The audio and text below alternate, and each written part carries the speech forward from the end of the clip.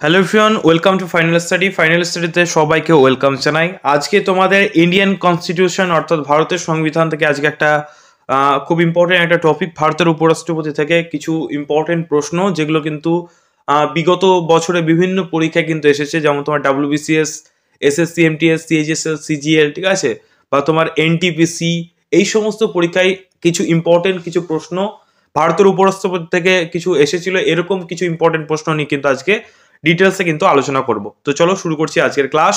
দেখতে পাচ্ছ আজকের সাবজেক্ট হচ্ছে ইন্ডিয়ান কনস্টিটিউশন এবং আজকের সাব টপিক হচ্ছে ভারতের উপরাষ্ট্রপতি।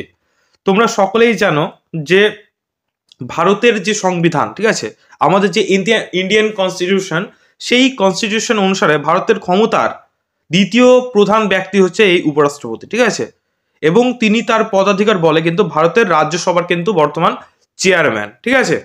দেখো প্রথম প্রশ্ন, দেখো স্ক্রিনে আশা করে দেখতে পাচ্ছ, ভারতের উপরাষ্ট্রপতির মেয়াদ হলো, অর্থাৎ ভারতে উপরাষ্ট্রপতির মেয়াদ কত বছর, এটাই জানতে চেয়েছে। এটি কিন্তু কোন এক্সামে আসার প্রশ্ন? ডাব্লিউবিসিএস মেন্সে আসার প্রশ্ন, মেন্স পরীক্ষা, ঠিক আছে, প্রিলিমসটা কিন্তু মেন্সে। দেখো এখানে ডেট মেনশন করা আছে 22/5/2022 সালে কিন্তু এই প্রশ্নটা এসেছিল ডাব্লিউবিসিএস মেন্সে। দেখো অপশন কি দেওয়া আছে, অপশন এ বলছে 4 বছর, অপশন বি বলছে 5 বছর, ঠিক আছে, অপশন সি বলছে 65 ইয়ার্স, অপশন ডি বলছে 6 বছর। আশা করি তোমরা সকলেই জানো, ঠিক আছে। আগে নিজে উত্তর দেবে, তারপরে আমার উত্তরের সাথে কিন্তু মিলিয়ে নেবে। ভারতের উপরাষ্ট্রপতি এর মেয়াদ কত বছর থাকতে পারে, ভারতের উপরাষ্ট্রপতির মেয়াদ, সেটা হবে, সঠিক উত্তর হবে অপশন বি, 5 বছর কিন্তু তার মেয়াদ, ঠিক আছে। সঠিক উত্তর হবে অপশন বি, 5 বছর হয়ে যাবে সঠিক উত্তর, ঠিক আছে। এবং তোমাদেরকে জেনে রাখতে হবে যে সংবিধানের যে 63 নং ধারা, যে 63 নং ধারা, ঠিক আছে, এই ধারাতে কিন্তু, এই ধারা অনুযায়ী আমাদের ভারতবর্ষের সংবিধান 63 নং ধারা অনুসারে কিন্তু ভারতের উপরাষ্ট্রপতি কিন্তু সংসদের উভয় কক্ষের সদস্যের দ্বারা একক হস্তান্তরযোগ্য সমানুপাতিক প্রতিনিধিত্বের ভিত্তিতে কিন্তু নির্বাচিত হন। উভয় কক্ষ বলতে একটা হচ্ছে রাজ্যসভা রয়েছে, তোমরা সকলে জানো, আর একটা কি সভা রয়েছে, আর একটা হচ্ছে লোকসভা। আমাদের দুটো সভা রয়েছে, একটা হচ্ছে রাজ্যসভা আর একটা লোকসভা, ঠিক আছে। এই দুটো মানে সভার কিন্তু সদস্যের দ্বারা কিন্তু নির্বাচিত হন ভারতের উপরাষ্ট্রপতি বা ভাইস প্রেসিডেন্ট, ঠিক আছে। এবং এই উপরাষ্ট্রপতির মেয়াদ কত বছর? না 5 বছর।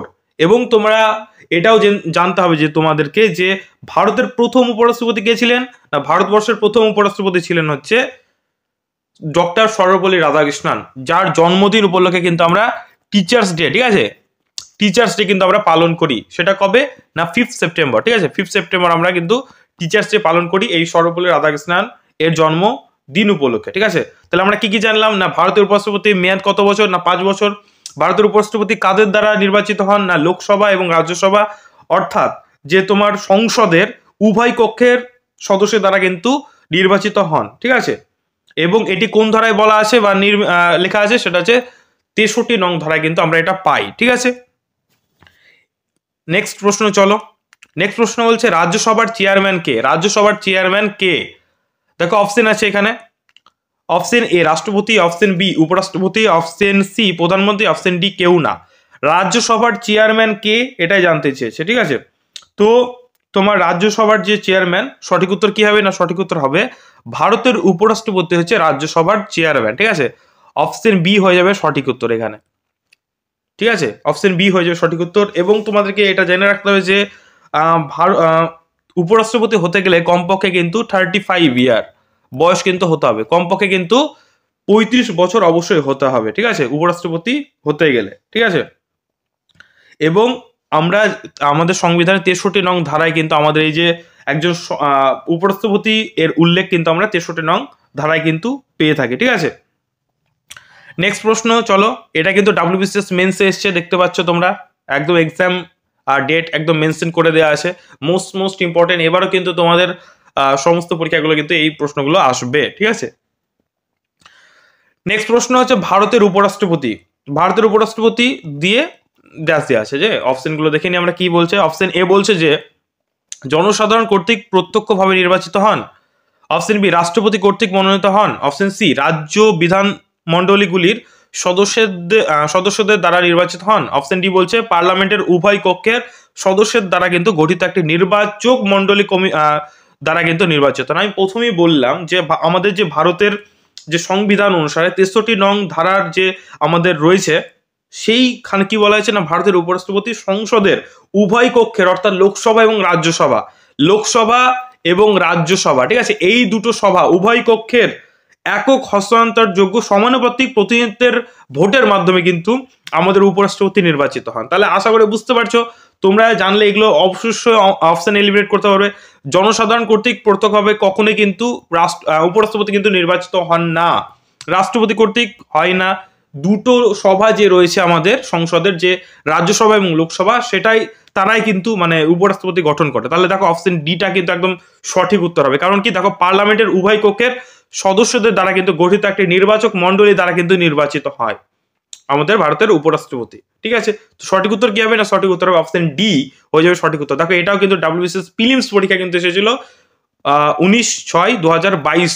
ঠিক আছে, দেখো ডেটটা মেনশন করে দিয়েছি।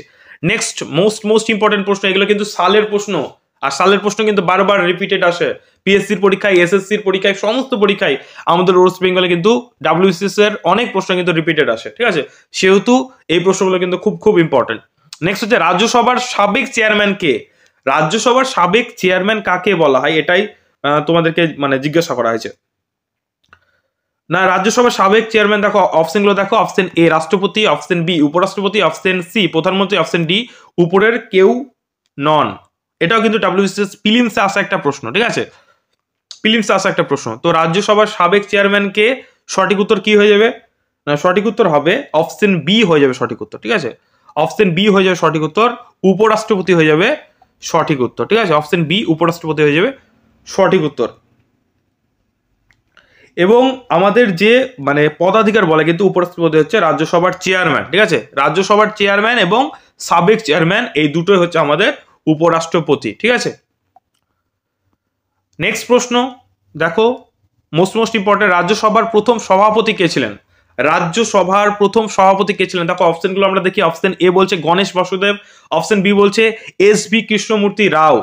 ঠিক আছে, নেক্সট অপশন কি বলছে? অপশন সি হচ্ছে শ্রীমতী, অপশন ডি হচ্ছে ডক্টর সর্বপল্লী রাধাকৃষ্ণন। আমি একটু আগেই বললাম যে আমাদের যে তোমার উপরাষ্ট্রপতি, প্রথম উপরাষ্ট্রপতি, তিনি কিন্তু রাজ্যসভার প্রথম সভাপতি ছিলেন। ঠিক আছে, প্রথম যিনি উপরাষ্ট্রপতি তিনি কিন্তু প্রথম সভাপতি ছিলেন। তাহলে আমাদের একটু আগেই আমি বললাম যে ভারতের আমাদের প্রথম উপরাষ্ট্রপতি কে ছিলেন না, ডক্টর সর্বপল্লী কিন্তু রাধাকৃষ্ণন বা ডক্টর এস রাধাকৃষ্ণন ছিলেন ভারতের প্রথম উপরাষ্ট্রপতি। ঠিক আছে, ভাইস প্রেসিডেন্ট। তাহলে ইনি হবে রাজ্যসভার প্রথম সভাপতি, তাই না? তাহলে দেখো কোথায় অপশন আছে, সঠিক উত্তর হবে তাহলে কি option D doctor Sarvepalli Radhakrishnan হয়ে যাবে এই প্রশ্নের সঠিক উত্তর। এটা কিন্তু আরআরবি অর্থাৎ রেলের তোমার এনটিপিসিতে এই প্রশ্নটা কিন্তু এসেছিল। ঠিক আছে, নেক্সট প্রশ্ন কি বলছে না, ভারতের উপরাষ্ট্রপতি কাদের দ্বারা নির্বাচিত হন?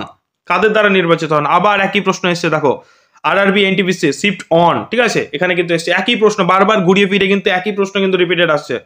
তোমাদেরকে এই প্রশ্নগুলো ভালোভাবে দেখে যেতে হবে। ঠিক আছে, আর একটা কথা মাথায় রাখবে যে ভারতের উপরাষ্ট্রপতি, ঠিক আছে, দেখো কাদের দ্বারা নির্বাচিত হন একটু আগে আমি বললাম। দেখো অপশনগুলো দেখো, পার্লামেন্টের হাউসের সদস্যগণ এবং রাজ্য আইনসভার সদস্যগণের দ্বারা, রাজ্যসভার সদস্যদের দ্বারা, লোকসভার সদস্যদের দ্বারা, পার্লামেন্টের উভয় কক্ষের সদস্যদের দ্বারা। কখনো রাজ্যসভার সদস্যদের দ্বারা একাই হবে না। লোকসভার সদস্যরা, শুধুমাত্র লোকসভার সদস্যরা একাই কিন্তু উপরাষ্ট্রপতিকে নির্বাচন করতে পারেন না, উভয় কক্ষ, আমি একটু আগে বললাম উভয় কক্ষ হয়ে যাবে সঠিক উত্তর। অর্থাৎ রাজ্যসভা এবং লোকসভা দুজনেই কিন্তু দুটো সভায় কিন্তু একসঙ্গে কিন্তু ফলে কিন্তু উপরাষ্ট্রপতিকে কিন্তু নির্বাচন করেন। ঠিক আছে, গুলিয়ে ফেললে হবে না এই জায়গাটা। ঠিক আছে, এবং মনে রাখতে হবে যে আমাদের রাজ্যসভার প্রথম চেয়ারম্যান কে ছিলেন বা আমাদের ভারতবর্ষের প্রথম উপরাষ্ট্রপতি কে ছিলেন? ডক্টর সর্বপল্লী রাধাকৃষ্ণন ছিলেন আমাদের প্রথম উপরাষ্ট্রপতি। ঠিক আছে, লোকসভার স্পিকার কে ছিলেন প্রথম না, ভিভি মাভলঙ্কার। ঠিক আছে, আর আমাদের ভারতবর্ষের প্রথম প্রধানমন্ত্রী কে ছিলেন? ভারতবর্ষের প্রথম প্রধানমন্ত্রী ছিলেন জওহরলাল নেহেরু। ভারতের প্রথম উপপ্রধানমন্ত্রী কে ছিলেন? দেখো প্রধানমন্ত্রী আর উপপ্রধানমন্ত্রী কিন্তু আলাদা। প্রথম প্রধানমন্ত্রী ছিলেন জওহরলাল নেহেরু, আর হচ্ছে প্রথম উপপ্রধানমন্ত্রী ছিলেন সর্দার বল্লভ ভাই প্যাটেল। ঠিক আছে, যাকে আমাদের ভারতের আয়রন ম্যান বলা হয় বা ভারতের লৌহ মানব আমরা বলে থাকি। ঠিক আছে, তাহলে প্রধানমন্ত্রী হচ্ছে জওহরলাল নেহেরু, প্রথম স্বাধীন ভারতের। ঠিক আছে, আর পরাধীন ভারতের প্রথম প্রধানমন্ত্রী আমরা ধরি কাকে না, নেতাজি সুভাষচন্দ্র বোসকে। ঠিক আছে, আর আমাদের প্রথম উপপ্রধানমন্ত্রী হচ্ছে সর্দার বল্লভভাই প্যাটেল, এবং আমাদের প্রথম রাষ্ট্রপতি হচ্ছে রাজেন্দ্র প্রসাদ। ঠিক আছে, প্রথম আমাদের রাষ্ট্রপতি হচ্ছে রাজেন্দ্র প্রসাদ। ঠিক আছে, আর বর্তমান রাষ্ট্রপতি আমাদের কে আছেন না, দ্রৌপদী মুর্মু আছে আমাদের বর্তমান রাষ্ট্রপতি। ঠিক আছে, আশা করি বুঝতে পারলে। সমস্ত যেই ডিটেলস গুলো তোমাদেরকে জানাচ্ছি ক্লাসের সাথে, সেগুলো কিন্তু মোস্ট ইম্পর্টেন্ট, এগুলো কিন্তু পরীক্ষা আসার মতো। নেক্সট প্রশ্ন আমরা দেখবো, অনাবশ্যক মহামহিম কাকে বলা হয়? অনাবশ্যক মহামহিম কাকে বলা হয়? দেখো, অপশন এ রাষ্ট্রপতি, অপশন বি উপরাষ্ট্রপতি, অপশন সি রাজ্যপাল, অপশন ডি স্পিকার। এটা কিন্তু WBCS প্রিলিমসে এসেছিল। অনাবশ্যক মহামহিম আমরা সকলেই জানি। দেখো, ভারতের সংবিধান অনুসারে, আমি একটু প্রথমেই শুরু করেছিলাম এটা দিয়ে, যে ভারতের সংবিধান অনুসারে ভারতের রাষ্ট্রপতির পরের মর্যাদায় কিন্তু উপরাষ্ট্রপতির। আমি প্রথমেই বললাম যে দ্বিতীয় তোমার প্রধান ব্যক্তি হচ্ছে আমাদের উপরাষ্ট্রপতি। তাহলে প্রথম হচ্ছে রাষ্ট্রপতি, প্রেসিডেন্ট, তারপরে কিন্তু পরের হচ্ছে ভাইস প্রেসিডেন্ট বা উপরাষ্ট্রপতি। ঠিক আছে, এবার লোকসভা এবং রাজ্যসভার মানে ফলে কিন্তু মানে উপরাষ্ট্রপতি কিন্তু নির্বাচিত হন। ঠিক আছে, এবং অনাবশ্যক মহামহিম মানে কি, রাষ্ট্রপতির মানে না থাকলে কে তার জায়গাটা সামলাবে? না, সঠিক উত্তর হবে অপশন বি, উপরাষ্ট্রপতি হয়ে যাবে সঠিক উত্তর। ঠিক আছে, উপরাষ্ট্রপতি হয়ে যাবে সঠিক উত্তর। মানে তোমার কি বলতে চাইছে এখানে, যে মানে অনাবশ্যক মহামহিম অর্থাৎ ধরো রাষ্ট্রপতি কোনো কারণে মারা গেলে, ঠিক আছে, তাহলে সেই রাষ্ট্রপতির সেই মানে আসনটা বা সেই জায়গাটা কে সামলাবেন? ঠিক আছে, সেটা হবে উপরাষ্ট্রপতি হয়ে যাবে সঠিক উত্তর। আশা করি বুঝতে পেরেছো। নেক্সট প্রশ্ন, ভারতের উপরাষ্ট্রপতি নির্বাচন হন যে সদস্যদের নিয়ে গঠিত নির্বাচক সংস্থার দ্বারা, সেটি কি হবে? দেখো, একই প্রশ্ন, কিন্তু প্রশ্নটা ঘুরিয়ে দিয়েছে, যে ভারতের উপরাষ্ট্রপতি নির্বাচিত হন যে সদস্যদের নিয়ে নির্বাচক সংস্থার দ্বারা। Option A, option B, option C, option D. ভালোভাবে লক্ষ্য করো। দেখো, লোকসভা, রাজ্যসভা, সংসদের উভয় কক্ষের সাথে রাজ্য আইনসভাগুলি। ঠিক আছে, তাহলে আমি একটু আগেই বললাম যে সংসদের উভয় কক্ষ অর্থাৎ রাজ্যসভা, লোকসভা, এটাই হয়ে যাবে সঠিক উত্তর। অপশন সি হয়ে যাবে সঠিক উত্তর, সদস্যদের মানে সংসদের উভয় কক্ষ হয়ে যাবে সঠিক উত্তর। নেক্সট প্রশ্ন দেখো, খুব ইম্পর্টেন্ট এই প্রশ্নটা, কিন্তু খুব ইম্পর্টেন্ট। ঠিক আছে, ভারতের উপরাষ্ট্রপতি সম্পর্কে নিম্নের কোন বিবৃতিটি সঠিক নয়? ভালো করে দেখবে, প্রশ্নটা ভালো করে পড়বে। বিবৃতিটি সঠিক নয় বলেছে, অনেকে আবার সঠিক কোনটি করে অ্যান্সার করে চলে আসে। ঠিক আছে, এই প্রশ্নগুলো কিন্তু একটু মানে ভেবে করতে হয়, যেখানে নয় থাকে কথাটা। মোস্ট ইম্পর্টেন্ট এই প্রশ্নটা। দেখো, অপশন এ কি বলছে, দেখো, তিনি পুনর্নির্বাচিত হবার যোগ্য নন, মানে তিনি আবার পুনরায় নির্বাচিত হওয়ার কিন্তু যোগ্য নন। অপশন বি কি বলছে, তার বয়স 35 বছরের কম হবে না। ঠিক আছে, অপশন সি বলছে সংসদের উভয় কক্ষের সদস্যদের নিয়ে গঠিত নির্বাচক সংস্থা দ্বারা তিনি নির্বাচিত হন। অপশন ডি বলছে তার কার্যকালের মেয়াদ হচ্ছে 5 বছর। বলছে কোনটি সঠিক নয়? ঠিক আছে, দেখো, আমি একটু আগেই বললাম যে তার কার্যকালের মেয়াদ হচ্ছে 5 বছর, তাহলে এটা সঠিক। ঠিক আছে, তাহলে আমাদের সঠিকগুলো বের করতে জানলে আমি মানে ভুল বের করতে পারবো। ঠিক আছে, তার বয়স 35 বছরের কম, মানে কমপক্ষে 35 বছর হতে হবে।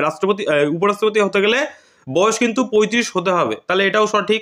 ঠিক আছে, সংসদের উভয় কক্ষের সদস্যদের দ্বারা কিন্তু তিনি নির্বাচিত হন 3-4 বার বললাম, আমি অনেকবার বলেছি, তাহলে এটাও সঠিক। তাহলে ভুল কোনটা? না, তিনি পুনর্নির্বাচিত হবার যোগ্য নন, এটা কিন্তু ভুল।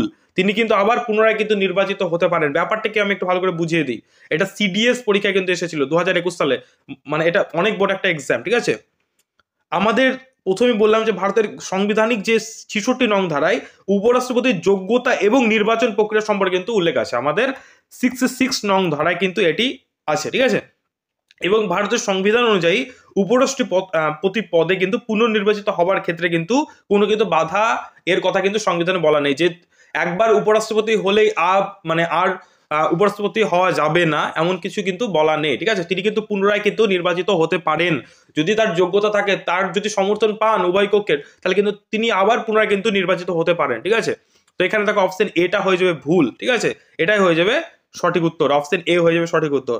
এবং তোমাদেরকে জানিয়ে রাখি যে আমাদের ডক্টর সর্বপল্লী রাধাকৃষ্ণন আমাদের প্রথম উপরাষ্ট্রপতি, এবং মোহাম্মদ হামিদ আনসারি, এরা কিন্তু পরপর 2বার করে কিন্তু উপরাষ্ট্রপতি হয়েছিলেন। পরপর 2বার কিন্তু উপরাষ্ট্রপতি হয়েছিলেন কে? না, ডক্টর সর্বপল্লী রাধাকৃষ্ণন এবং মোহাম্মদ হামিদ আনসারি। পরীক্ষা আসতেই পারে যে নিচের কোন উপরাষ্ট্রপতি 2বার করে উপরাষ্ট্রপতি পদে নির্বাচিত হয়েছিলেন। নাম মনে রাখবে যে একটা হচ্ছে ডক্টর এস রাধাকৃষ্ণন অর্থাৎ সর্বপল্লী রাধাকৃষ্ণন, আর একটা হচ্ছে মোহাম্মদ হামিদ আনসারি। এরা দুজন কিন্তু মানে 2বার করে কিন্তু উপরাষ্ট্রপতি পদে কিন্তু নির্বাচিত হয়েছিলেন। আশা করি বুঝতে পেরেছো কি বলতে চেয়েছি। ঠিক আছে, নেক্সট প্রশ্নে চলো আমরা যাই, এটি কিন্তু সিডিএস পরীক্ষা কিন্তু এসেছিল। ঠিক আছে, আজকে লাস্ট প্রশ্ন, মোস্ট ইম্পর্টেন্ট প্রশ্ন। ভারতের সংবিধানের কত নং ধারাটি ভারতের উপরাষ্ট্রপতি নিয়োগের কথা উল্লেখ করেছেন? নিয়োগের কথা, ঠিক আছে, ভারতের সংবিধানের কত নং ধারা? আমরা জানি প্রচুর আমাদের ধারা রয়েছে, বলছে কোন ধারায় আমাদের উপরাষ্ট্রপতি নিয়োগের উল্লেখ করেছে। Option A 75, option B 56, option C 45, option D 63। না, আমাদের যে সংবিধানের যে 63 নং ধারা, সেই ধারায় কি বলা হয়েছে না ভারতে একজন উপরাষ্ট্রপতি থাকবেন। ঠিক আছে, 63 নং ধারায় কিন্তু বলা হয়েছে ভারতের একজন উপরাষ্ট্রপতি থাকবেন। ঠিক আছে, তাহলে সঠিক উত্তর কি হয়ে যাবে না অপশন ডি হয়ে যাবে সঠিক উত্তর। এবং এই যে 64 নং ধারায় বলা হয়েছে যে উপরাষ্ট্রপতি রাজ্যসভার চেয়ারম্যান হবেন, উপরাষ্ট্রপতি হবে আমাদের রাজ্যসভার চেয়ারম্যান, এবং তিনি কিন্তু কোনো লাভজনক অর্থাৎ কোনো প্রফিট মূলক কিন্তু কাজে কিন্তু তিনি থাকতে পারবেন না। ঠিক আছে, আমাদের 63 নং ধারায় কিন্তু উপরাষ্ট্রপতি নিয়োগের কিন্তু কথা উল্লেখ আছে, এবং কি বলা আছে 63 নং ধারায় যে তিনি কোনো লাভজনক পদে কিন্তু থাকতে পারবেন না, যদি থাকেন তাহলে কিন্তু তিনি উপরাষ্ট্রপতি হিসেবে নির্বাচিত হতে পাবেন না, মানে তার যোগ্যতা। ঠিক আছে, মানে তার এগুলো মানে তাকে লাগবে, এগুলো টার্ম অফ কন্ডিশন, যে তিনি কোনো লাভজনক পদে কিন্তু কোনো ব্যবসা বাণিজ্য বা কোনো কিছু যেখানে লাভজনক কিন্তু পদে কিন্তু থাকতে পারবেন না। এবং 65 নং ধারায় কিন্তু বলা আছে কি না তোমার যে হঠাৎ করে কোনো কারণে যদি রাষ্ট্রপতি অর্থাৎ প্রেসিডেন্ট যদি মারা যায়, হঠাৎ করে কোনো কারণে, ঠিক আছে, মানে লুপ্ত হয়, মানে কোনো কারণে তাকে ধরো সে ইস্তফা দিয়ে দিল, ঠিক আছে, বা তাকে ধরো ইমপিচমেন্ট পদ্ধতির মাধ্যমে তাকে সরিয়ে দেওয়া হলো, তাহলে কি না ভারতের যিনি উপরাষ্ট্রপতি থাকবেন বর্তমান, তিনি কিন্তু এই মানে রাষ্ট্রপতির কিন্তু মানে পদটা কিন্তু সামলাবেন বা রাষ্ট্রপতির দায়িত্ব পালন করবেন।